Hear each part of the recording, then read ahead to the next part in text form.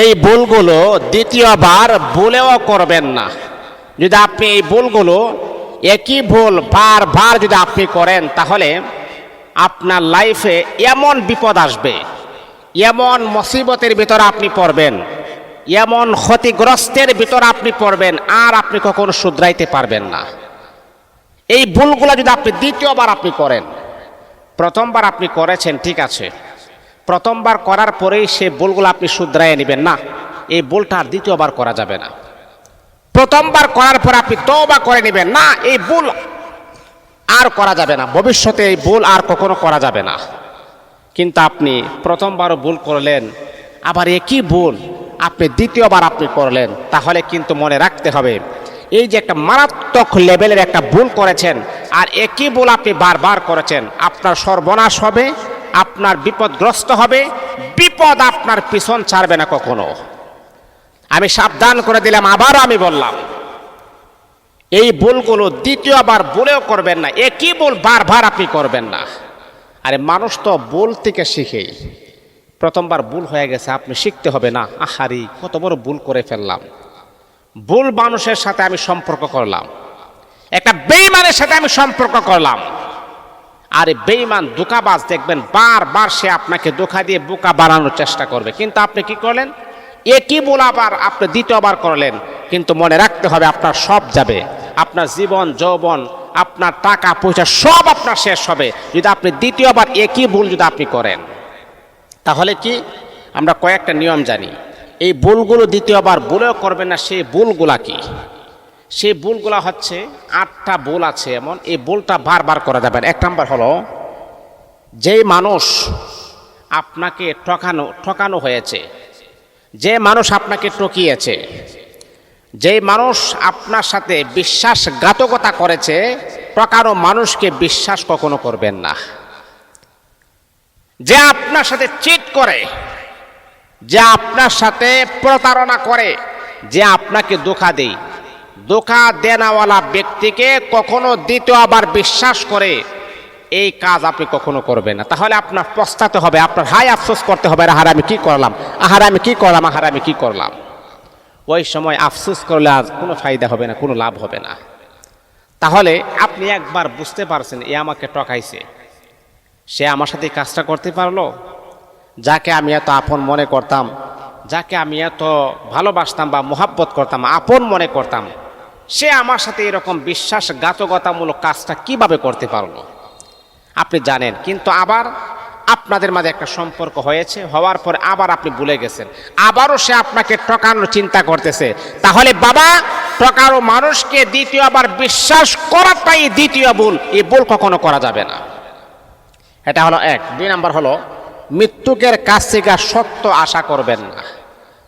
যে মিথ্যা আশ্বাস দিই, তার পুরাটা লাইফ, পুরাটা জীবনটাই হচ্ছে মিথ্যার উপরে সইলাভ।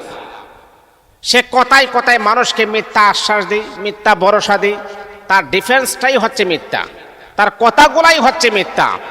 যে মিথ্যার উপরে এত পিএইচডি লাভ করেছেন, ওই ব্যক্তি একটা কায্যাব, এবং সে মিথ্যা কথাই বলে। আপনি জানেন তার মুখ দিয়ে সত্য বের হয় না, তারপর আপনি বারবার তার কাছ থেকে সত্য আশা করেন, আশা করতে পারবেন, কিন্তু তার দ্বিতীয় ভুল। আর এই ভুলটা যখন আপনি বারবার করবেন, আপনি বিপদগ্রস্ত হবেন, আপনার বিপদ অচিরেই আপনাকে গ্রাস করে ধরবে। মনে রাখতে হবে, মৃত্যুকের কাছ থেকে কখনো সত্য আশা করা যাবে না। সে সুযোগ পেলে আবার আপনাকে মিথ্যার প্রবঞ্চনা দেখে এই কাজগুলা করবে। এই ভুলগুলা দ্বিতীয়বার ভুলেও করবেন। এর ভিতরে 3 নম্বর হলো, অহংকারের কাছ থেকে পরামর্শ চাইবেন না। যে অহংকার, যে মানুষের ভালো দেখতে পারেন, আছে না এমন মানুষ? কেমন অহংকার জানেন? একটা মানুষে ভালো চলবে, একটা পরামর্শ যেন আপনার কাছে আসছে, যে ভাই, যদি আপনি একটা পরামর্শ আপনার কাছে চাই, সেটা হলো, আমার কিছু টাকা পয়সা আছে, 10-15 লাখ টাকা আছে, এখন আমি সিদ্ধান্ত নিয়েছি যে একটা ব্যবসা করব, কেমন হয়? তখন সে চিন্তা করবে, হারি, সে যদি ব্যবসা দেয় তাহলে তো সে লাভবান হবে, তার ইনকাম সোর্স বাড়বে। এই অহংকারী ব্যক্তি দেখবেন একটা বাম হাত ঢুকাই দেবে, না না, ব্যবসায় লাভবান হবে না, এই টাকাটা তোমার কোনো ফায়দা হবে না, এটা যেমনি আছে এমনি রেখে দাও।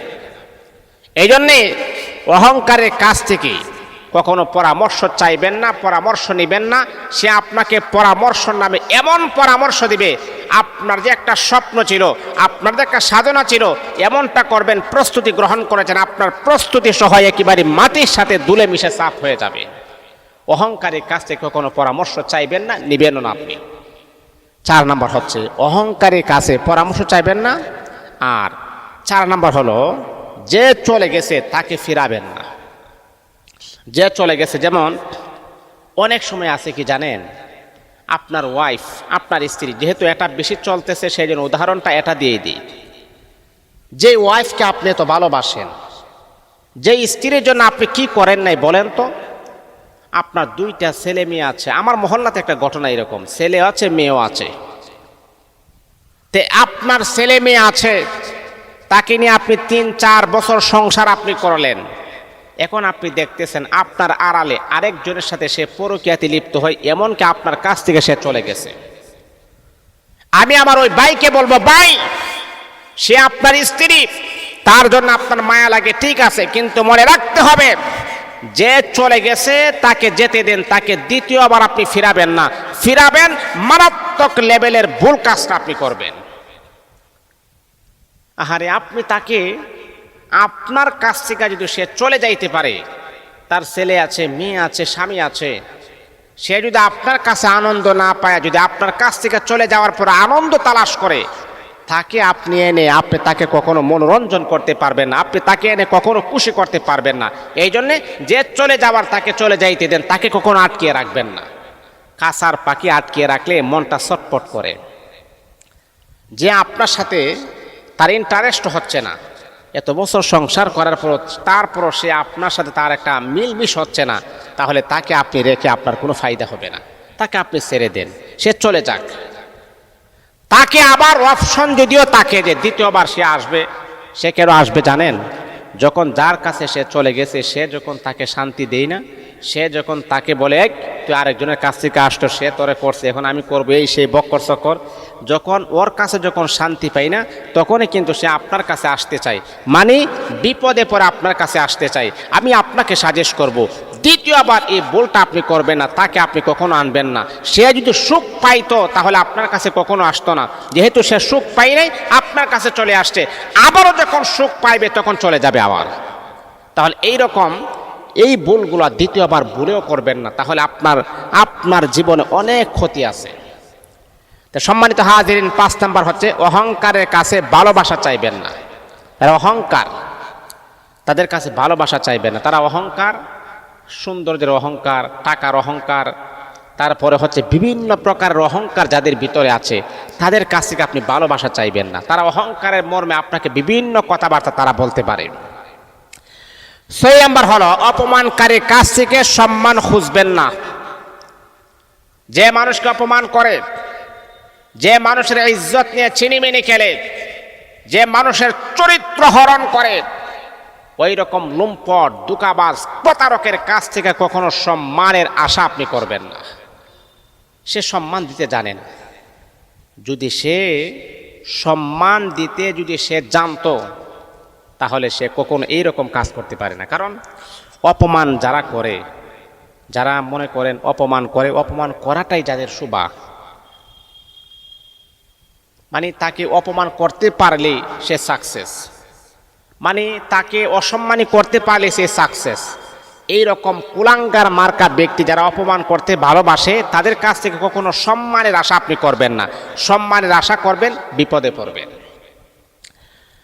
তারপরে হচ্ছে 7 নাম্বার, স্বার্থপরের সাথে বন্ধুত্ব করবে না। যারা স্বার্থপর, যে কোনো সময় সে আপনার ক্ষতি করতে পারে, যে কোনো সময় স্বার্থের জন্যে সে আপনার সাথে বেইমানি করতে পারে, সে আপনার সাথে নাফরমানি করতে পারে। আপনি জানেন যে সে স্বার্থপর, সে নিজের স্বার্থ ছাড়া দ্বিতীয়বার কারোর কাছে বাবার কোনো সময় নেই। আপনি জানার পর কেন তার সাথে আপনি চলবেন? কেন আবার দ্বিতীয় ভুলটা আপনি করবেন? সে স্বার্থপর, স্বার্থে আঘাত লাগলে সে আপনাকে চিনবে না। সে স্বার্থপরের কাছ থেকে কখনো বন্ধুত্ব করবেন না। সে স্বার্থপর, যদি জানেন তার সাথে বন্ধুত্ব করার কোনো প্রশ্নই আসে না, বন্ধুত্ব আপনি করবেন না।